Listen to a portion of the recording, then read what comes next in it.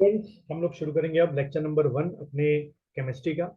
जैसे कि मैंने आप लोगों को बताया था कि जो केमिस्ट्री और जो आपका फिजिक्स है, आप लोग का जो सिलेबस है उसके अगर अगर मैं बात करूं तो क्लास जो 10th है हमको उससे ऊपर नहीं आना है, खास तौर पे जो फिजिक्स होगा और जो हमारा केमिस्ट्री होगा। ठीक है। और रही बात बायोलॉजी की, जिसमें बायोलॉजी में दो पार्ट जो हैं आप लोग को पढ़ाए जाएंगे।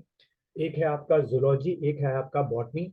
ये दोनों जो चीजें हैं वो एग्जाम के, अगर हम बात करें आपके एग्जाम के पैटर्न की, तो लगभग 12th क्लास से लेकर कई बार बीएससी फर्स्ट ईयर तक के क्वेश्चन भी पूछ लिए जाते हैं। इसलिए जो हम लोग बायोलॉजी और जूलॉजी करेंगे थोड़ा सा एडवांस लेवल का करेंगे, लेकिन फिजिक्स और केमिस्ट्री जो है वो 10th क्लास तक का ही हम लोग को करना है। ठीक है। चलिए फिर लेक्चर नंबर 1 केमिस्ट्री की शुरुआत करते हैं। तो कई बेसिक चीजें हैं वो पहले इस लेक्चर में हम लोग थोड़ा सा रिवाइज कर लेंगे। कई आप लोगों ने पढ़ा होगा, कई हो सकता है कि आप लोगों ने ना पढ़ा। तो देखिए, a French chemist Lavoisier is regarded as the father of modern chemistry. ठीक है। तो पहले ही एक क्वेश्चन आपके एमसीक्यू में आ सकता है कि बताओ आउट ऑफ दिस फोर किसको फादर ऑफ मॉडर्न केमिस्ट्री कहा जाता है। तो you have to remember this name. तो जैसे कि मैं पिछले वीडियोस में बोलता आ रहा हूँ आप लोगों को कि वीडियो को देखते देखते आप लोग क्या करते रहें, जो आपके शॉर्ट नोट्स हैं वो मेरे साथ बनाते जाएं। ठीक है। जैसे कि अभी ये पहला पॉइंट जो मैंने आपको बताया कि फ्रेंच केमिस्ट लेवोसियर जो है is regarded at the as a what father of modern chemistry. तो इसको आप शॉर्ट नोट्स में किस तरीके से लिख सकते हैं, कुछ इस तरीके से लिख सकते हैं कि आप ऐसे पॉइंट बनाएंगे और क्या लिखेंगे, LAVO। ठीक है। लिवोसियर, और उसके आगे एरो बना के क्या लिख दो, फादर ऑफ मॉडर्न केमिस्ट्री। तो देखो, एक ये आपका पॉइंट तैयार हो गया, जिससे दोबारा आपको जो वीडियो है वो देखने की जरूरत ना पड़े। और एट द 11th आवर, यानी कि जब भी आपका एग्जाम होगा उसके 15-20 दिन पहले आपको आपके हैंड रिटन नोट्स ही क्या रहेंगे, याद रहते हैं। इतना जो वीडियोस हैं दोबारा आप देखने का जो टाइम है वो आपको उस समय नहीं मिल पाता। चलिए अगला देखते हैं, सब्सटेंस एंड इट्स नेचर। जो एक बेसिक चीज आप पढ़ते हैं, एनीथिंग दैट ऑक्यूपाइज स्पेस, ठीक है, possesses mass and can be felt by any one or more of our sense organ is called matter। ठीक है। तो यानी कि ब्रॉडली आपको समझना है कि कोई भी ऑब्जेक्ट जो कि जिसका एक स्पेसिफिक स्पेस जो है वो ऑक्यूपाई करता हो, स्पेसिफिक उसका मास हो सकता है वो ग्राम्स में हो, किलोग्राम्स में हो, टन्स में हो, और उस चीज को आप अपने जो सेंस ऑर्गन है उससे महसूस कर सकते हैं। ठीक है। तो मेन तौर पे जो आपका टच का सेंस ऑर्गन है, जब वेट बेयरिंग आप उठाते हैं वो सेंस ऑर्गन है, देख रहे हैं तो वो आपको दिख रहा है कि भाई सेंस ऑर्गन है। तो मेन तौर पे इन दो तीन सेंस ऑर्गन से जो है वो आप क्या पता कर पाते हैं कि मैटर है कि नहीं। ठीक है। Early Indian philosopher classified matter in the form of 5 basic elements, जिनको वो लोग क्या बोलते थे, पंच तत्व बोलते थे। और वो पंच तत्व या 5 बेसिक एलिमेंट्स क्या थी, कि माना जाता है कि इसी 5 बेसिक एलिमेंट से ही अर्थ की सारी चीजें क्या हैं आपकी बनी हुई। तो वो पंच तत्व या 5 एलिमेंट्स क्या हैं, air, earth, fire, sky and water. ठीक है। तो ये क्या हो गया आपके 5 एलिमेंट्स आपके हो गए। ठीक है। According to them everything, according to मतलब Indian philosopher, according to them everything living और non living was made up of these 5 basic elements. Ancient Greek philosopher had arrived a similar classification of matter। यानी कि जो हम वो बहुत ज्यादा follow up करते हैं ग्रीक फिलोसफर को, तो उन्होंने भी ये बताया कि भाई एयर हो गया, अर्थ हो गया, फायर हो गया, स्काई हो गया और वाटर हो गया, इन्हीं से जो है आपकी जो सारे 5 एलिमेंट्स हैं वो आपके बने। देन एक थोड़ा सा क्लासिफिकेशन दे रखा था कि मैटर जो होता है उसको दो पार्ट में बांटा गया। एक आपका क्या हो गया, फिजिकल मैटर हो गया, दूसरा क्या हो गया आपका केमिकल मैटर हो गया। फिर जो फिजिकल मैटर होता है उसको फिर से 3 पार्ट्स में डिवाइड किया गया, सॉलिड, लिक्विड और गैस। और जो केमिकल मैटर होता है वो प्योर फॉर्म में होता है, प्योर मैटर होता है और मिक्सचर होता है। फिर जो प्योर सब्सटेंस होता है उसको भी 2 पार्ट में बांटा गया है, एलिमेंट्स एंड कंपाउंड्स। एंड जो मिक्सचर होता है वो होमोजीनस एक जैसे और हेट्रोजीनस अलग अलग होते हैं। एलिमेंट्स जो होते हैं वो मेटालिक, नॉन मेटालिक और मेटालॉइड्स आपके होते हैं। और कंपाउंड जो होते हैं वो ऑर्गेनिक, कंपाउंड्स हो सकते हैं, यानी कि जिसमें कार्बन का ज़्यादा वो अमाउंट हो, और दूसरा आपका इनऑर्गेनिक कंपाउंड्स हो सकते हैं। ठीक है, तो इस तरीके से ये कुछ क्लासिफिकेशन है। इसको आप वीडियो को पॉज करके जो है ये क्लासिफिकेशन जो है आपका वो आप लिख लें। It will very beneficial in future, कुछ भी इससे आपके क्वेश्चन बन सकते हैं। तो देखो सॉलिड स्टेट के बारे में क्या लिखा है, a solid possessive definition shape and definite volume, यानी कि जो भी सॉलिड होगा इसका एक डेफिनेट शेप होगा और एक डेफिनेट वॉल्यूम होगा, which means that it can not be compressed on applying pressure. यानी कि डेफिनेट शेप है, डेफिनेट वॉल्यूम है, अगर आप उसके ऊपर उस मैटर सॉलिड के ऊपर जितना भी प्रेशर ऊपर से लगाओगे, कंप्रेस्ड करोगे, वो उस पर काम नहीं करेगा। Solid are generally hard and rigid, example metal, wood, brick and copper. लेकिन फिर से एक्सेप्शन क्या है कि ह्यूज अमाउंट ऑफ प्रेशर लगाने से भी सॉलिड जो है अपना जो शेप होता है वो चेंज कर देता है। बट हम एक जनरल बात करें कि सॉलिड नॉर्मल प्रेशर में ना तो अपना शेप चेंज करेगा, ना तो अपना वॉल्यूम जो है वो चेंज करेगा। लिक्विड स्टेट क्या होती है, liquid state possesses definite volume. ठीक है, लिक्विड का हमेशा क्या होगा, डेफिनेट वॉल्यूम होगा, but no definite shape. This means that liquid can take up the shape of container in which it is placed. Simple logic है, 7-8 में पढ़ा था कि जिस लिक्विड को जिस बर्तन में या जिस शेप में आप डालेंगे उसी शेप का जो लिक्विड है वो आपका बन जाएगा। देन गैसेस की बात करते हैं, gas does not have either a definite shape, sorry definite volume and definite shape. तो गैस का ना तो डेफिनेट वॉल्यूम होता है ना तो डेफिनेट शेप होता है। It can be compressed to a large extent और applying pressure and also take the shape of the container where it is enclosed. ठीक है, इसीलिए कई बार जो आपका क्या होता है, गैस का जो ट्रांसपोर्टेशन होता है वो बड़ा आसान हो सकता है या बड़ा मुश्किल भी हो सकता है, क्योंकि कई गैसेस को बहुत हाईली कंप्रेस करना पड़ता है, कई गैसेस को बहुत कम कंप्रेस पे भी क्या होता है उनका काम आपका चल जाता है। अब इसके एयर के अगर एग्जाम्पल देखें तो देखो, एयर, ऑक्सीजन, नाइट्रोजन, अमोनियम और कार्बन डाइऑक्साइड जो है इसके सबसे क्या है बेस्ट आपके एग्जाम्पल। देन ये वही चीज को मैटर को मैंने एक और डायग्राम के थ्रू रखा है, वीडियो को पॉज करके भी इसको आप लिख सकते हैं कि जैसे आपके जो कंपाउंड है, वाटर एक कंपाउंड है, सॉल्ट एक कंपाउंड है, शुगर एक कंपाउंड है, क्योंकि इसमें अलग अलग क्या मिले हैं आपके एलिमेंट्स मिले। और एलिमेंट्स की अगर बात करें तो प्योरली हाइड्रोजन एक एलिमेंट है, इसमें कोई और एलिमेंट का मिक्सचर नहीं। तो एक बेसिक डिफरेंस भी कई बार पूछ लेते हैं कि एक डिफरेंस बताना कंपाउंड और एलिमेंट्स में क्या होता है। फिर मिक्सचर की बात करें तो होमोजीनस सोल्यूशन, इसमें एक ही जैसे सारे के सारे एलिमेंट्स या मॉलिक्यूल्स होते हैं। हेट्रोजीनस जो मिक्सचर्स होते हैं इसमें अलग अलग एलिमेंट्स या मॉलिक्यूल्स आपके इसमें मिलाए जाते हैं। देन सॉलिड स्टेट की अगर बात करें तो अगर उसको आप हीट अप करेंगे that will change into liquid state, liquid state को हीट अप करोगे that will change into what, vapour state, और वापस कूल डाउन करके वेपर स्टेट जो है वो लिक्विड स्टेट में आ जाएगा, और वापस लिक्विड स्टेट को अगर आप कूल डाउन करोगे तो वापस वो किस में आ जाएगा, सॉलिड स्टेट में आ जाएगा।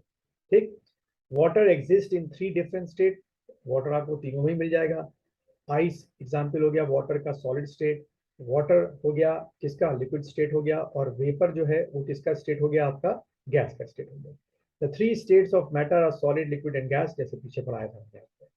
The 4th state of matter is what, plasma state. ये अभी नहीं कह सकते हो, 20th सेंचुरी की रिसर्च है कि भाई एक चौथा स्टेट भी अब मिलना शुरू हुआ, that is plasma state. And 5th state of matter, Bose Einstein condensation state. ठीक है, एक 5th स्टेट भी मिला है, वो आपसे पूछते हैं कि 5th स्टेट जो मिला है उसको क्या बोलते हैं, तो बोर्स आइंस्टाइन कंडेंसेशन स्टेट। बात करें अगर हम प्लाज्मा स्टेट की, तो plasma state consist of super energetic, ठीक है, एंड सुपर एक्साइटेड पार्टिकल्स। हमेशा उनके जो आपने पढ़ा होगा ब्राउनी मूवमेंट, तो उनके हर चीज जो है क्या होता है, जैसे सॉलिड के पार्टिकल्स होते हैं अपनी जगह पर वाइब्रेट करते हैं, लिक्विड के थोड़ा सा ज्यादा वाइब्रेट करते हैं, गैस के तो बहुत ज्यादा वाइब्रेट करते हैं। तो अगर कोई प्लाज्मा स्टेट वाली चीज है सॉरी, तो उसका जो वाइब्रेशन होगा वो आपका कहाँ तक होगा, सुपर एक्साइटेड पार्टिकल्स होंगे। These particles are in a form of ionized gas. Plasma can occur when matter is heated to a very high temperature. यानी कोई भी आप प्लाज्मा को ले लीजिए, जब भी आप उसको हीट अप करेंगे तो उसके जो मॉलिक्यूल्स होंगे, बच्चों भूलना नहीं है, ब्राउनी मूवमेंट आपने पढ़ा है पक्का, क्लास 8 का आपका है, तो उसी को प्लाज्मा ब्राउनी मूवमेंट या the basis of movement of the molecules जो है वो प्लाज्मा का जो स्ट्रक्चर है वो समझाया गया। The matter in plasma state is a collection of freely high energetic and highly excited electrical charge particles। तो बस ध्यान रखना है जब भी जहां प्लाज्मा स्टेट के बारे में पढ़ो तो बस आपको इमेजिन कर लेना है कि जो उसके अंदर जो पार्टिकल्स हैं they are what, highly excited electrically charge particle से आपका क्या बना होता है, प्लाज्मा स्टेट बना। देन हम एलिमेंट्स की अगर बात करें तो देखो क्या है, the simplest form of pure substance which can neither be broken nor built from simpler substance by ordinary physical and chemical method। देखो वर्ड यहाँ पे यूज किया है ऑर्डिनरी, ठीक है, by physical and chemical method is called elements. यानी कि यहाँ तक कि अगर हम डेफिनेशन को थोड़ा सा ब्रेक डाउन करके समझने की कोशिश करें तो वो क्या बोलना चाह रहा है, किस हमने एलिमेंट किसको मारा है, एलिमेंट हमने माना है उसको है कि प्योर फॉर्म ऑफ सब्सटेंस होगा। पहला क्या होगा, प्योर फॉर्म ऑफ सब्सटेंस होगा, तो ये बात यहाँ पर लिखी हुई है, प्योर फॉर्म ऑफ सब्सटेंस, जिसको ना तो आप क्या कर सकते हैं, you can not able to broke it down, उसको तोड़ नहीं सकते और फर्दर, और ना ही उसको आप you can what made by, जैसे कोई एक आपने ए कहीं से उठा के लेके आ गया कोई सब्सटेंस, उसको बी के साथ ज्वाइन कर दिया और जो सी बना वो आपका वो एलिमेंट बन गया, ठीक है, तो ऐसा पॉसिबल नहीं। तो वो एलिमेंट को ना तो आप बना सकते हो ना तो उसको तोड़ सकते हो और फर्दर, ठीक है, ऑर्डिनरी कंडीशन। अब लैब में और जो भी नई टेक्नोलॉजी आ गई उसकी बात अलग है, बट क्लास 10 की एनसीईआरटी के बुक्स के अकॉर्डिंग जो है एलिमेंट की भाषा यही दी गई है कि ना तो आप उसे बना सकते हो ना तो आप उसे फर्दर ब्रेक डाउन कर सकते हो, ठीक है। तो एलिमेंट इसीलिए कहा जाता है कि जो भी चीज एलिमेंट है एग्जाम्पल है वो प्योर फॉर्म में। तो देखो यहाँ दिए रखे एलिमेंट्स के एग्जाम्पल, गोल्ड प्योर फॉर्म में है, सिल्वर हो गया, हाइड्रोजन हो गया। तो गोल्ड ना तो कोई दो चीजों को मिला के आप गोल्ड बना सकते हो, ना तो कोई दो एलिमेंट्स या कोई चीजों को बना के आप सिल्वर बना सकते हो। Then elements are further classified into three type, तीन टाइप में एलिमेंट्स को बांटा गया है। सबसे पहला मेटल, दूसरा आपका नॉन मेटल्स और मेटलॉइड्स में बांटा गया। तो अब समझ लेते हैं क्या है मेटल्स, नॉन मेटल्स और मेटलॉइड्स।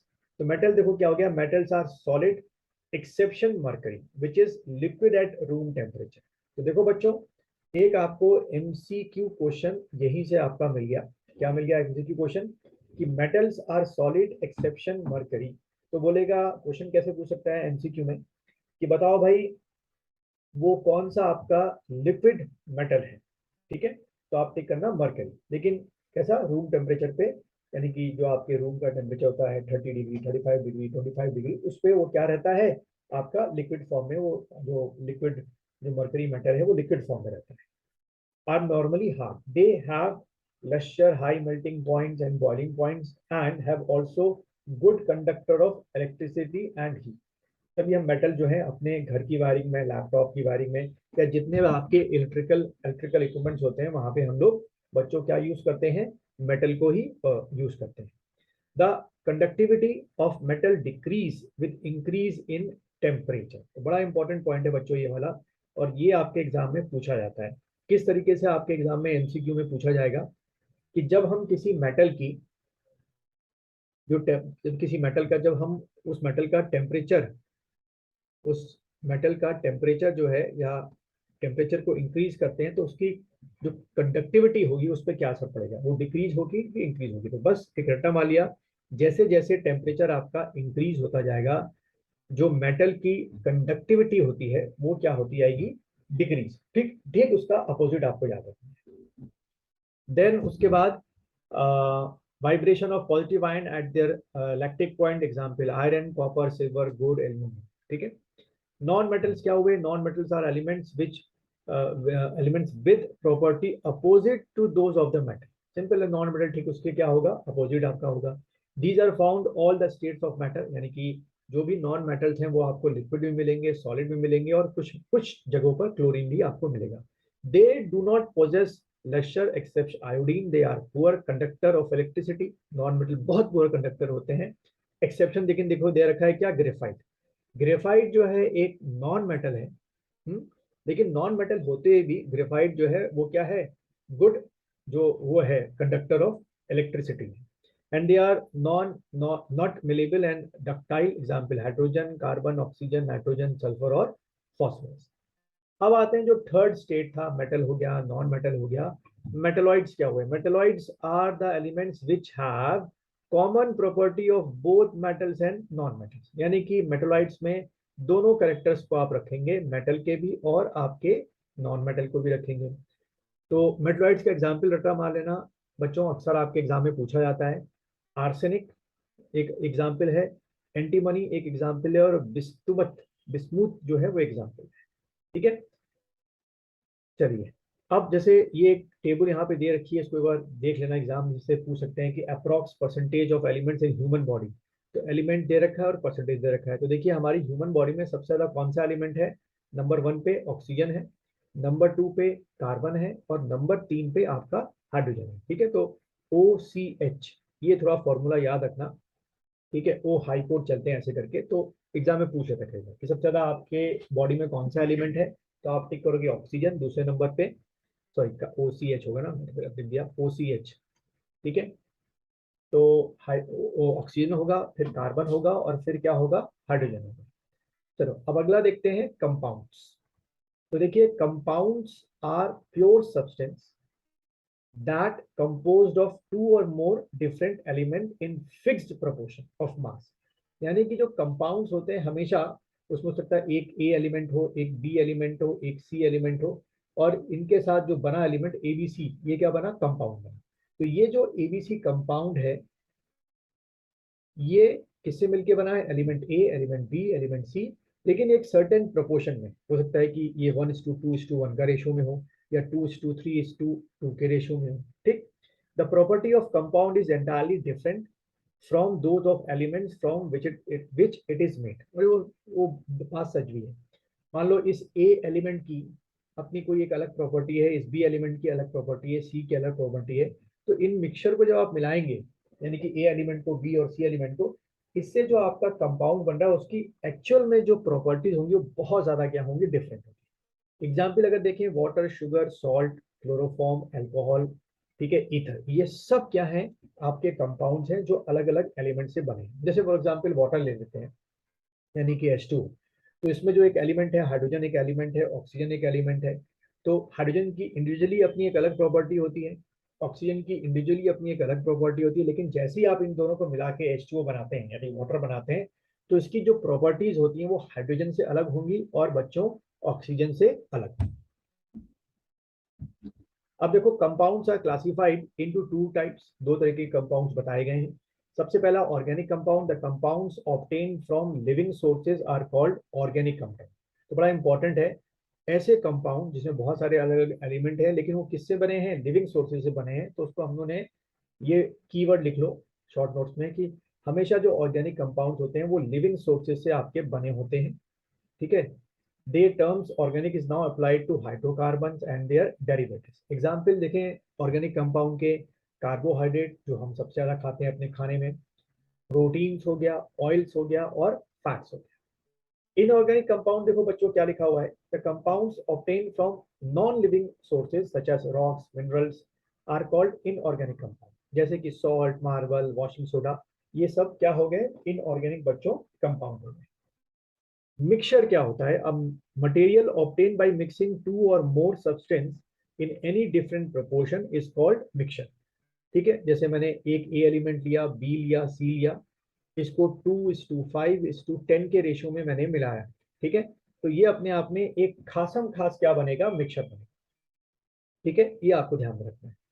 एग्जाम्पल जैसे milk, sea water, petrol, paint, glass, cement, wood etcetera, ये सब के सब क्या है? They all are what?